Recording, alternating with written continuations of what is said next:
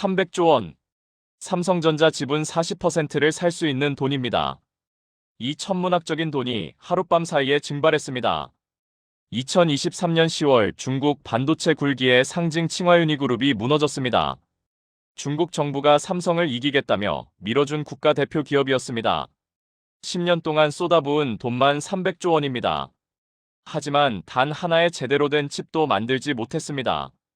더 충격적인 건 무너진 이유가 기술 부족이 아니었다는 겁니다. 오만과 탐욕 그리고 무지가 300조 원을 태웠습니다. 돈다발로 뺨을 때리면 기술을 줄 알았던 졸부의 최후입니다. 그리고 같은 시기 삼성전자는 왜 더 강해졌는지도 보여드리겠습니다. 이것은 기술은 절대 돈으로 살 수 없다는 냉혹한 진실입니다. 이야기는 2013년 베이징에서 시작됩니다. 중국 최고 명문 칭화대학교가 만든 투자회사 칭화유니그룹. 이 회사 회장으로 자오웨이고라는 인물이 취임합니다. 50대 중반의 그는 부동산으로 수조 원을 번 거부였습니다. 베이징과 상하이에 그가 지은 아파트 단지만 수십 개였습니다. 하지만 반도체는 완전히 문외한이었습니다. 반도체가 뭔지 설명도 못하는 사람이 반도체 회사 회장이 된 겁니다. 그에게는 두 가지가 있었습니다. 돈과 중국 정부의 무한 지원. 중국 정부는 2014년 국가 반도체 펀드를 만들었습니다. 일명 빅펀드. 규모만 무려 140조 원이었습니다. 이 돈으로 삼성과 인텔을 꺾겠다는 게 중국의 야망이었죠. 자오웨이권은 이 돈의 핵심 수혜자가 됩니다. 그의 머릿속엔 단순한 공식이 있었습니다. 반도체도 부동산처럼 돈만 쓰면 올라간다. 아파트는 돈만 주면 층수가 올라갑니다. 하지만 반도체는 돈을 아무리 줘도 수율이 안 올라갑니다. 자오웨이권은 이 차이를 이해하지 못했습니다. 아니, 이해하려고도 하지 않았습니다. 그에겐 시간이 없었으니까요. 자오웨이고의 전략은 단순했습니다. 세계 최고 반도체 회사들을 돈으로 통째로 사들이는 것. 기술 개발엔 10년이 걸리니까 이미 가진 회사를 사면 된다는 발상. 2015년 1월 그는 첫 번째 먹잇감을 노립니다. 미국 메모리 반도체 회사 마이크론 테크놀로지. 당시 세계 3위 메모리 반도체 기업이었습니다. 자오웨이코가 제시한 인수 금액이 무려 230억 달러. 우리 돈으로 27조 원이었습니다. 미국 정부는 경악했습니다. 부동산으로 돈 번 중국인이 미국 핵심 기술 기업을 사겠다고 나선 겁니다. 당시 백악관 안보회의록에는 이렇게 적혀 있습니다. 중국의 기술 탈취 시도를 즉각 차단할 것. 미국 정부는 안보를 이유로 인수를 막았습니다. 자오웨이권은 분을 사귀지 못했습니다. 골프채를 부러뜨렸다는 소문이 베이징 재계에 돌았습니다. 하지만 그는 포기하지 않았습니다. 더 공격적으로 움직입니다. 대만의 반도체 패키징 회사들을 접촉했습니다. 한국 하이닉스 인수도 비밀리에 시도했죠. 2016년부터 2019년까지 3년 동안 M&A에 쏟아부은 돈. 무려 150조 원입니다. 대만과 한국의 작은 반도체 회사 17곳을 사들였습니다. 문제는 회사를 산 다음이었습니다. 핵심 기술을 전혀 소화하지 못했습니다. 회사는 샀지만 기술자들은 전부 떠났거든요.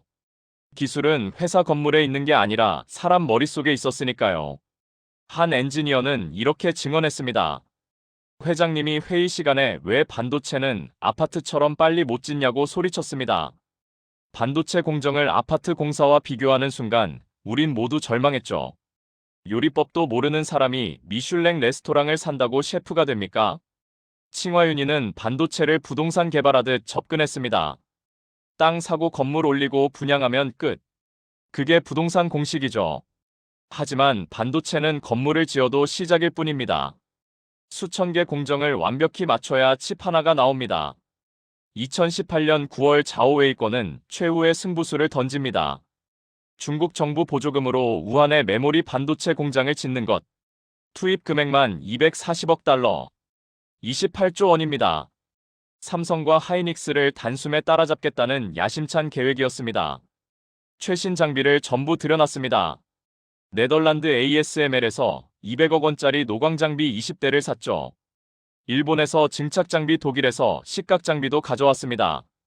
외관만큼은 삼성 화성 공장만큼 멋있었습니다. 2019년 12월 드디어 양산을 시작합니다. 그런데 첫 번째 웨이퍼가 나오자 공장이 발칵 뒤집혔습니다.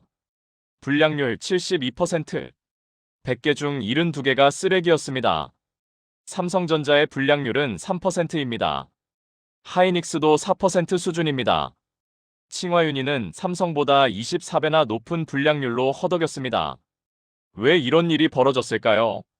기계는 최신인데 사람이 없었습니다. 칭화윤희는 엔지니어를 키우지 않았습니다. 반도체 석사 학위 가진 엔지니어가 단 50명뿐이었습니다. 삼성 화성 공장엔 박사급 엔지니어만 2,000명입니다. 반도체 제조는 0.001초 단위로 완벽해야 합니다. 온도가 0.1도만 틀어져도 전부 불량품입니다. 진공도가 조금만 낮아도 칩은 죽습니다. 삼성전자는 이 노하우를 쌓는데 30년이 걸렸습니다. 1983년 첫 메모리 칩을 만들 때 불량률이 90%였습니다. 엔지니어들이 밤낮 없이 공정을 개선했습니다. 10년 만에 불량률을 50%로 줄였고 20년 만에 10% 이하로 떨어뜨렸습니다. 2010년대 들어서야 3% 수준에 도달했습니다. 클린룸 바닥에서 쪽잠 자고 다시 일어나서 수율 잡던 치열함. 수천 번 실패하고 수만 번 재시도하며 쌓은 땀의 결정체입니다. 칭화윤희는 이 30년을 3년으로 건너뛸 수 있다고 착각했습니다. 설상가상으로 2020년 미국이 중국을 강하게 압박합니다. 첨단 반도체 장비 중국 수출 금지령이 떨어진 겁니다. 칭화윤희는 7나노 이하 공정 업그레이드가 불가능해졌습니다. 그런데 2021년 6월 더 충격적인 사실이 터집니다. 회장 자오웨이거의 비리 의혹이 중국 언론에 폭로된 겁니다. 중국 정부 보조금 수십조 원을 빼돌렸다는 증거가 나왔습니다. 반도체 개발에 쓴 돈은 절반도 안 됐습니다. 나머지는 어디로 갔을까요? 공장엔 기계 대신 먼지만 쌓여 있었습니다. 경영진은 그 돈으로 베이징 최고급 룸살롱에서 매일 밤 파티를 열었습니다. 반도체 장비 살 돈으로 이탈리아산 요트를 샀습니다. 연구비가 아니라 로비 자금으로 쓰였습니다. 정부 관료들과의 유착에 수조 원이 사라졌죠. 그 시각 삼성 기흥 공장에선 엔지니어들이 컵라면을 먹으며 밤을 새웠습니다. 3나노 공정 수율을 80%로 올리기 위해 3개월째 철야 중이었습니다. 2023년 7월 칭화윤희 그룹 주가가 폭락하기 시작합니다. 채권자들이 법원에 파산 신청을 냅니다. 2023년 10월 15일 칭화윤희 그룹 법정 파산.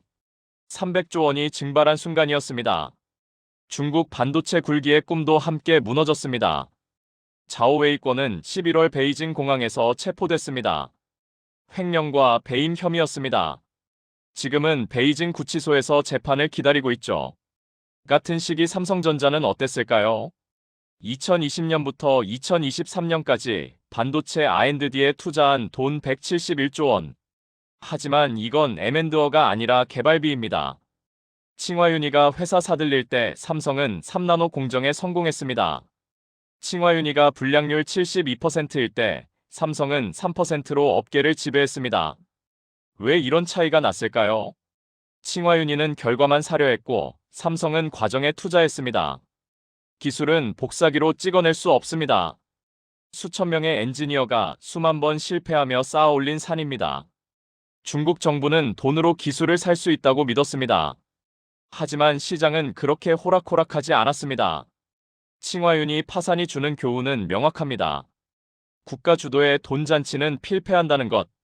치열한 시장 경쟁에서 살아남은 자만이 왕관을 씁니다. 삼성과 하이닉스가 1위를 지키는 이유는 돈 때문이 아닙니다. 30년간 쌓아온 기술력과 인내가 있기 때문입니다. 엔지니어들의 땀과 눈물이 있기 때문입니다. 칭화윤희 회장은 지금 감옥에 있습니다. 삼성전자는 여전히 업계 정상에 있습니다. 이것이 기술을 돈으로 살 수 없는 이유입니다. 이것이 삼성이 자랑스러운 이유입니다. 여러분은 어떻게 생각하시나요? 댓글로 의견을 남겨주세요. 구독과 좋아요도 부탁드립니다.